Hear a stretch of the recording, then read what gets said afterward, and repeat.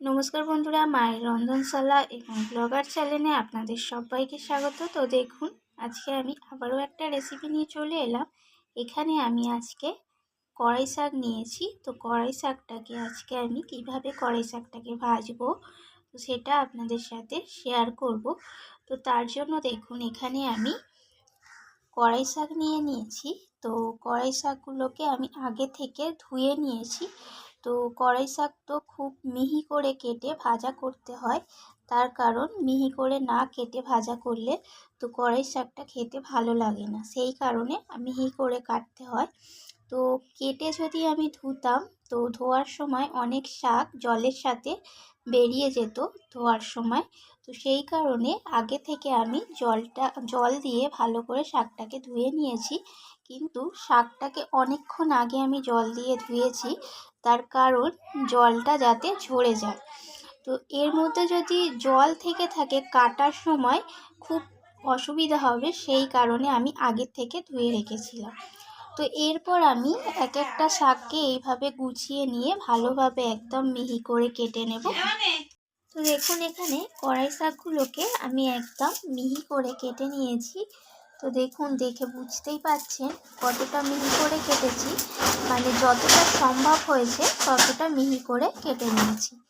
তো এরপর এখানে দেখুন, আমি নিয়ে নিয়েছি কড়াই শাকটা ভাজার জন্য বেগুন নিয়েছি এখানে। আর এটা দেখতে পাচ্ছেন, এটা আমি পেঁয়াজ কলি নিয়ে নিয়েছি। তো পেঁয়াজ কলি আমার প্রয়োজন মতো আমি পেঁয়াজ কলিটা নিয়ে নিয়েছি। আর এখানে আমি দুটো ছোট সাইজের পেঁয়াজ নিয়ে নিয়েছি। তো এরপর আমি বেগুন আর পেঁয়াজ কলিটাকে কেটে নেব ছোট ছোট টুকরো করে।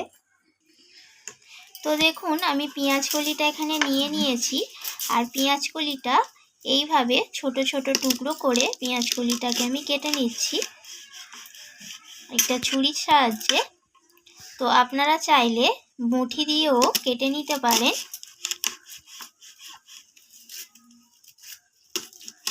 তো আমি বাকি পেঁয়াজ কলিটা এইভাবে কেটে নেব। তো দেখুন, এখানে পেঁয়াজ কলিগুলো আমার কাটা হয়ে গেছে। এরপর আমি যে বেগুনটা নিয়েছিলাম সেই বেগুনের আমি হাফটা নিয়ে নিয়েছি। তো আমার প্রয়োজন মতো আমি বেগুনটা নিয়েছি। এরপর আমি বেগুনটাকে ছোট করে টুকরো করে বেগুনটাকে কেটে নেব।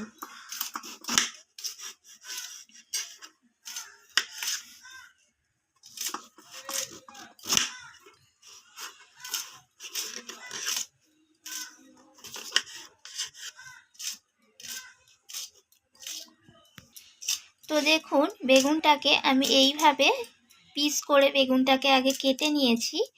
এরপর আমি দুটো পিসকে এইভাবে নিয়ে নিলাম। নিয়ে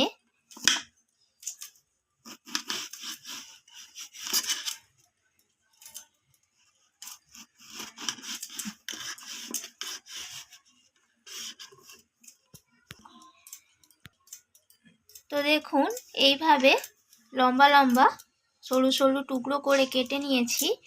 এরপর আমি বেগুনগুলোকে একদম ছোট ছোট টুকরো করে কেটে নেব।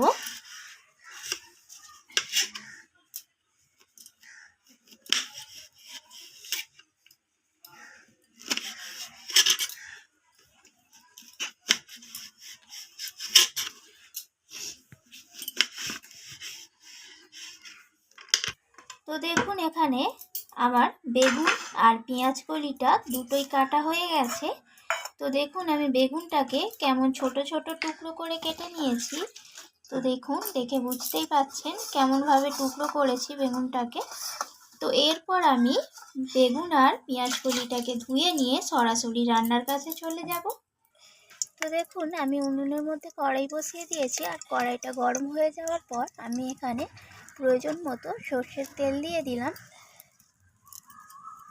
তো তেলটা এখানে গরম হয়ে গেছে। এরপর আমি ফোড়নে দিয়ে দিলাম দুটো শুকনো লঙ্কাকে ফাটিয়ে দিয়ে দিলাম।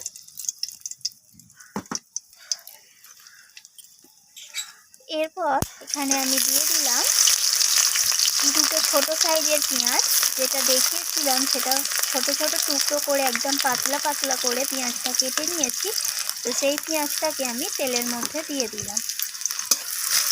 এরপর পেঁয়াজটাকে আমি একটু বাদামি রং ধরা পর্যন্ত পেঁয়াজটাকে আমি একটু ভেজে নেব।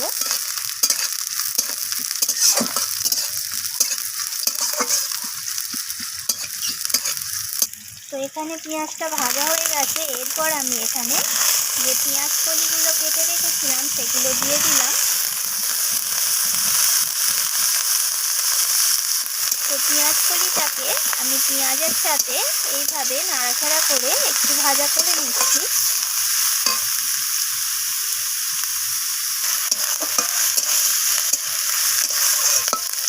তো এখানে আমি কয়েক সেকেন্ড পেঁয়াজ কলিটা ভেজে নিয়েছি। এরপর আমি এখানে দিয়ে দিলাম কেটে রাখা বেগুনগুলোকে।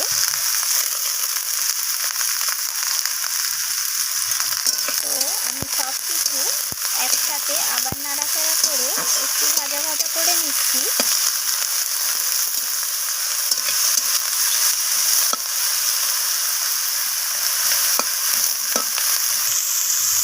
তো এখানে পেঁয়াজ কলি আর বেগুনটা ভাজা হয়ে গেছে। এরপর আমি এখানে প্রয়োজন মতো হলুদ গুঁড়ো দিয়ে দিলাম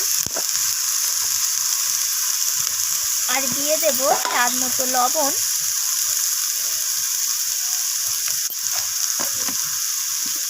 তো লবণ আর হলুদটাকে দিয়ে আমি আবারও পেঁয়াজ কলি বেগুনের সাথে মিশিয়ে নিয়ে একটু নাড়াচাড়া করে ভাজা করে নিচ্ছি। তো বেগুনটা আর পেঁয়াজ কলিটা লবণ দেওয়ার কারণে একটু হালকা নরম হয়ে আসবে।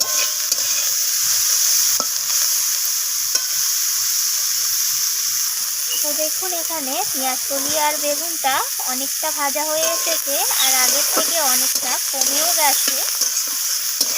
তো এরপর আমি এখানে দিয়ে দেব কেটে রাখা কড়াই শাকগুলোকে।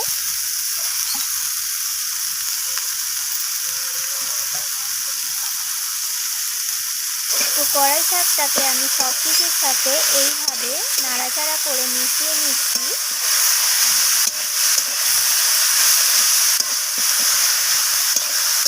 তো মিশিয়ে নিয়ে যেমন অন্যরকম শাক ভাজা হয় সেইভাবে আমি এই শাকটাকেও ভাজা করে নেব।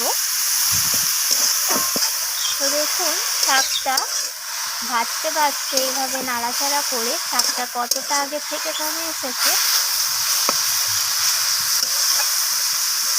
তো এইভাবে একটু সময় নিয়ে শাকটাকে ভেজে নিতে হবে যাতে করে পেঁয়াজ কলি বেগুন আর শাকটা একদম সিদ্ধ হয়ে যায়। তো এখানে শাক ভাজাটা একদম রেডি হয়ে এসেছে। এরপর আমি এটাকে একটা পাত্রে নামিয়ে নিয়ে তারপর আপনাদের সাথে পরিবেশন করে শেয়ার করছি। তো দেখুন এখানে তৈরি হয়ে গেল শীতের মরশুমে একদম গরম গরম কড়াই শাক ভাজা। তো এইভাবে কড়াই শাক রান্না করে যদি গরম ভাতের সাথে খান তো এক থালা ভাত এই শাক ভাজা দিয়েই খাওয়া হয়ে যাবে। তো রান্নাটি শাক ভাজাটি কেমন লাগলো অবশ্যই কমেন্ট করে জানাবেন আর ভালো লাগলে একটা লাইক করে দেবেন, আপনাদের বন্ধুদের সাথে শেয়ার করে দেবেন। আমি ফিরে আসব আবারও অন্য কোনো রেসিপি নিয়ে। আজকের মতো এইটুকু। ধন্যবাদ বন্ধুরা।